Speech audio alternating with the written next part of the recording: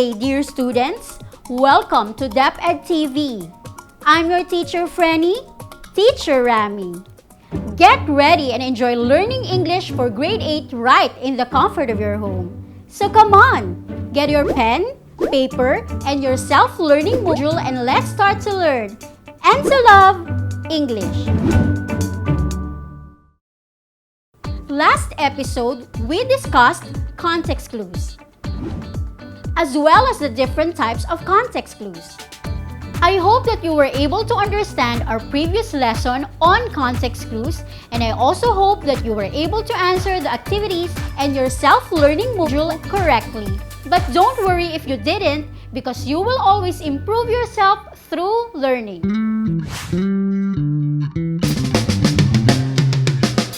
The first type of context clue is the definition clue. In the definition clue, the unfamiliar word is defined in a sentence. Next is the synonym clue. In a synonym clue, a similar word is placed in the same sentence to know the meaning of the unfamiliar word. Then we have the antonym clue. In the antonym clue, an opposite word is placed in the same sentence. Next, we have comparison clue. In comparison clue, an unknown word is compared to a more familiar word and uses signals such as similar to, also, like, as, in the same way, likewise, and resembling. Next is example clue. Samples are provided in the sentence to understand the meaning of the unfamiliar word. Then, we have explanation clue. A description is given to understand the meaning of the unfamiliar word. Then, we have cause-effect clue. The meaning of the difficult word depends on the cause-effect relationship of other words as expressed in the sentence. Next, we have list or series clue. To understand the meaning of the unknown word, it is included in a series of words given in a sentence. And lastly, we have the inference clue. To understand the meaning of the unknown word, one has to make a guess based on the description given in the sentence. Today's episode is another day full of new learning and knowledge. And to start off today's lesson, let's watch this video.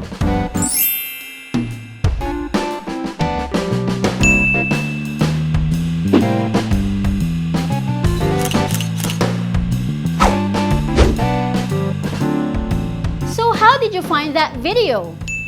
Yes, it actually showed stealing. Though not the usual stealing of money or material things, but it is still stealing. Stealing of ideas. And just like what Voltaire, a French Enlightenment writer, historian, and philosopher said, stealing ideas is more criminal than stealing money. Do you think that it is also important for our ideas to be protected by the law? That's right! The answer should be yes! There is actually what we call IP or intellectual property. What is intellectual property? Intellectual property or IP refers to creations of the mind such as inventions, literary and artistic works, designs and symbols, names and images used in commerce which are protected by the law. You have to make sure that when you write your academic papers or do your research that you cite or list your sources. Whenever you take specific facts, ideas, or quotations from a book, magazine, newspaper, or other sources, you need to write or list them, since they are actually protected by the law. We also need to cite or list our sources for the following reasons. First, it gives credit to the authors. Number 2, it provides you and the readers with more information about the sources. Number 3, it shows the writer's credibility, referring to whether his or her sources are reliable. And lastly, it prevents plagiarism, an act of stealing someone else's ideas and presenting them as your own. Take a look at our sample text inside the box. How many sources do you see? One way of citing your sources is through listing them on a separate page of your research or academic paper. Usually, citing sources is found in the latter part of a book. This page is what we call as a bibliography. So, what is a bibliography? A bibliography is taken from the Greek word biblion, which means book, and graphia, which means to write. A bibliography contains an alphabetical list of sources like books, periodicals, and websites used by the writer or researcher. Basically, there are various ways in citing sources. First, we have the American Psychological Association or APA style, which is used in social and behavioral sciences. Second, we have the Modern Language Association or MLA style, which is used for writing papers on literature and related subjects like theater or film.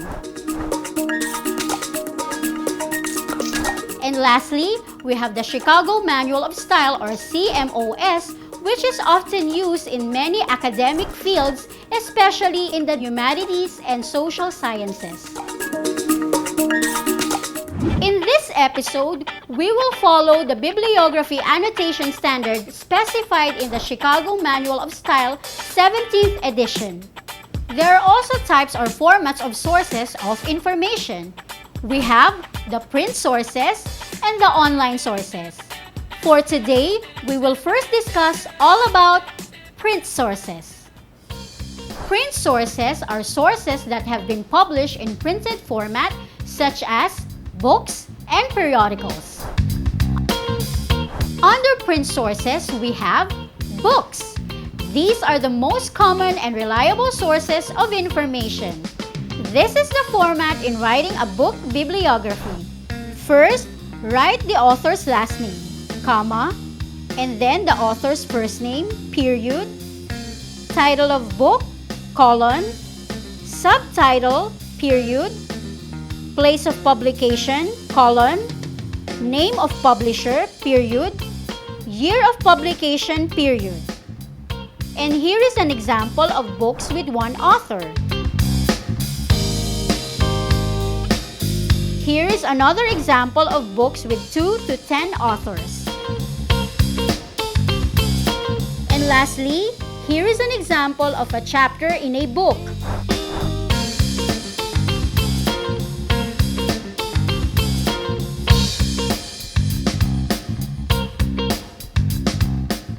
Here's a tip. 2 or more authors should be listed in the order as they appear as authors and not necessarily alphabetically.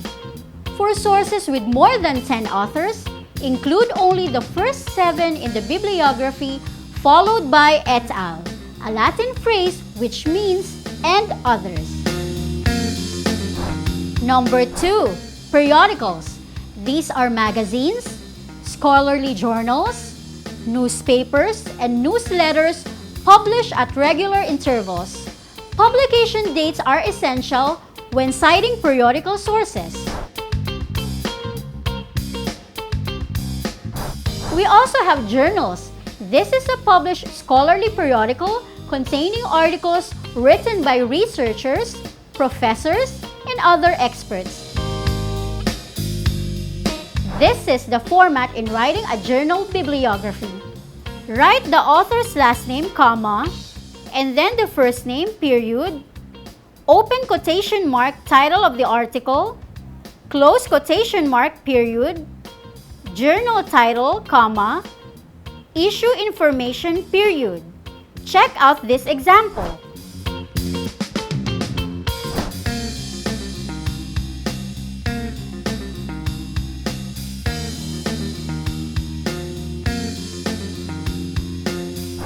Then, we have magazine. It is a periodical publication that contains stories, essays, pictures, and the like. usually published every week or month. This is the sample format of writing a magazine bibliography. Write the author's last name, comma, and then the first name, period, open quotation mark, title of the article, close quotation mark, period, magazine title, comma, issue date, period. Here's an example of a magazine bibliography.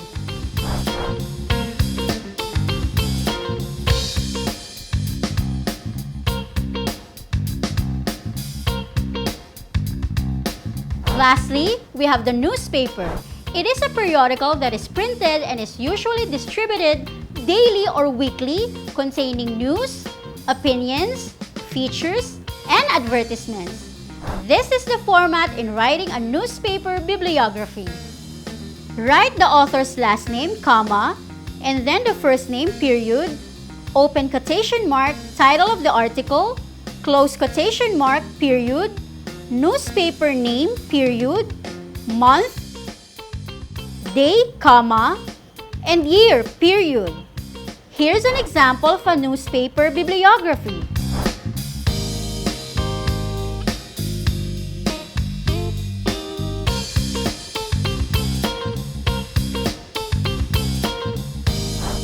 To solidify your understanding and skills of the topic, let us have an activity that will enrich your mastery of the lesson in writing a bibliography.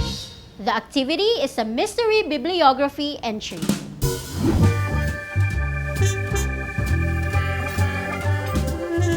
Solve the riddle and uncover the mystery bibliography entry. Then answer the questions that follow. Write your answer on a separate sheet of paper. Bibliography riddle. The author of the source is named after a flower, quite popular to many lovers. She also has the same family name of that Filipino singer who sang the popular OPM song titled Tala. The source was published by a press company named after the little brown mammal with very big eyes, which can be found in Bohol and other areas in the Visayas. You can find that press company in the city, otherwise known as the Durian capital of the Philippines and the home of Mount Apo. Its copyright year is the same year the first president from Mindanao was elected. For you to know the title of the source, you need to look at all the words written. Are there letters that stand out? Arrange them and you will find out.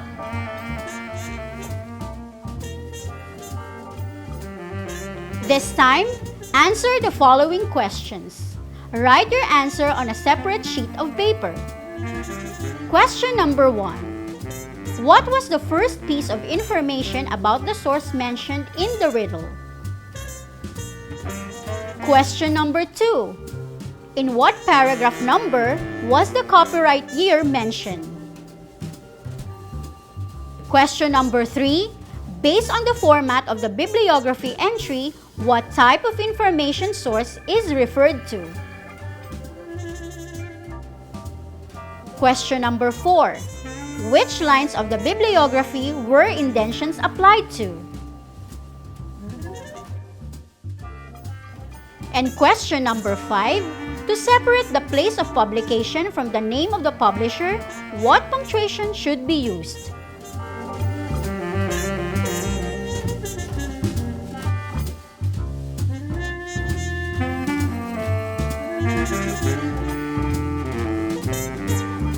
It's time to check your work. Here's the answer for the riddle. And here are the answers for the questions. Number 1, author's name. Number 2, fourth paragraph. Number 3, book. Number 4, second and third lines. And number 5, colon. I'm confident that you got all the answers right. And for that, job well done. I hope that by this time, you already have an idea of citing sources or writing bibliographic entries of printed sources. For our next episode, we will continue discussing the citing of sources or writing of bibliographic entries, this time of online sources. So that's it! Make sure to always stay tuned to DepEd TV and have a journey with me in Grade 8 English, where you will have fun and interesting learning experiences that will not just feed your mind, but also nurture your love for English. Again, this is your teacher, Franny, Teacher Rami, saying, don't fret, because learning English is not a threat. Instead, it is our gateway to learn and understand more about the world.